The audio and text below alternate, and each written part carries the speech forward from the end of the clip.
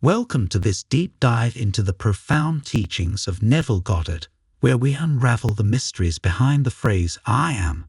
In this journey of self-discovery and transformation, we'll delve into the depths of consciousness, imagination, and the divine power within each of us. Understanding the essence of "I am." At its core, the phrase "I am" is a declaration of existence, a proclamation of being. But Neville Goddard takes it a step further, revealing "I am" as the very name of God. In the Bible, when Moses asks God for his name, the response is "I am I am," signifying the eternal and self-existent nature of the divine. Neville teaches that this same divine presence resides within each of us. When we say "I am," we are not just referring to ourselves, but tapping into the infinite power and wisdom of the universe. This realization transforms our understanding of who we are and what we are capable of. The power of consciousness and imagination. Central to Neville's teachings is the power of consciousness and imagination. He believed that our consciousness, our sense of awareness, is the primary creative force in the universe. When we combine this with imagination, we have the ability to shape our reality according to our desires. Think of imagination as the bridge between the conscious and subconscious mind. When we vividly imagine something, we impress it upon our subconscious, which then works to bring it into our physical reality. This is why Neville often said, "Assume the feeling of the wish fulfilled," because our subconscious doesn't know the difference between what is imagined and what is real. The biblical context of "I am." To truly understand the power of "I am," we must explore its significance in the Bible. Throughout the scriptures, "I am" is used as a divine identifier, representing the eternal presence of God. Jesus himself made several "I am" statements, such as "I am the way, the truth, and the life," and "before Abraham was, I am." Neville interpreted these statements as profound revelations of our true nature. When Jesus said, "I am the way," he was not speaking as an individual, but as the embodiment of the divine consciousness. Similarly, when we say, "I am," we are aligning ourselves with this same divine presence. The question of identity. In the Gospel of Matthew, Jesus asks his disciples, "Who do men say that the Son of Man is?" This question is not just about Jesus' identity, but about the nature of humanity itself. When Peter declares, "You are the Christ, the Son of the living God," he is acknowledging the divine essence within Jesus and within all of us. Neville saw this passage as a revelation of our true identity as divine beings. The Son of Man is not just Jesus, but the "I am" within each of us. When we recognize this divine presence within ourselves, we awaken to our true potential as creators of our reality. The descent and ascent of man. Neville often spoke of the descent and ascent of man, a metaphorical journey of the soul through the physical realm. He believed that we descended from a higher state of consciousness into this physical existence to experience and overcome its limitations. This descent is not a fall from grace, but a deliberate choice to explore the depths of human experience.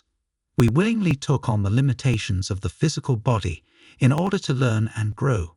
But just as we descended, so too can we ascend back to our divine state of consciousness. Testing the power of "I am." Neville invites us to test the power of "I am" in our own lives.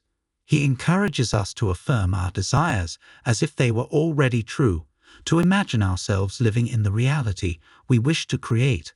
By consistently affirming positive "I am" statements and aligning our consciousness with our desires, we can manifest them into reality. But Neville also warns against doubt and disbelief, which can sabotage our efforts.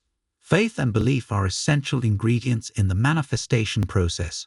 We must trust in the power of "I am" and believe wholeheartedly in its ability to transform our lives. Overcoming limiting beliefs. One of the biggest obstacles to manifestation is our own limiting beliefs. These are the thoughts and beliefs that tell us we are not worthy, not deserving, not capable of achieving our desires. But as Neville teaches, these beliefs are not based in reality. They are simply patterns of thought that can be changed. The key to overcoming limiting beliefs is to replace them with empowering ones. This is where affirmations and visualization come into play. By consistently affirming positive "I am" statements and visualizing our desired outcomes, we reprogram our subconscious mind and dissolve the old patterns of thought. The transformative power of "I am." When we fully embrace the power of "I am," we unlock the door to infinite possibilities. We realize that we are not victims of circumstance, but creators of our reality. We understand that the universe is a reflection of our consciousness, and that by changing our thoughts, we can change our world.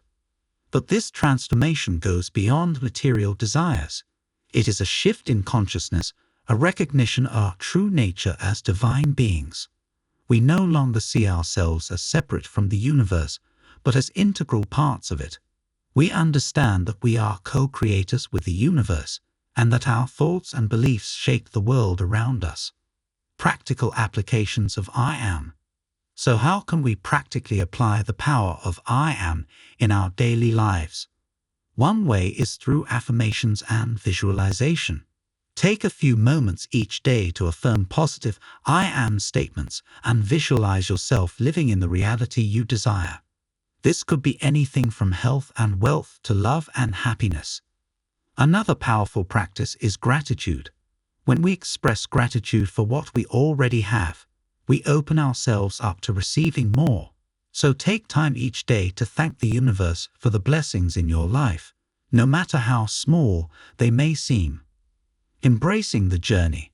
As we journey deeper into the mysteries of "I am," we must remember that it is not just about achieving our desires, but about becoming our true selves.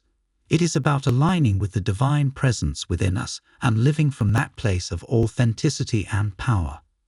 So let us embrace this journey with open hearts and open minds. Let us explore the depths of our consciousness and tap into the infinite potential that lies within us.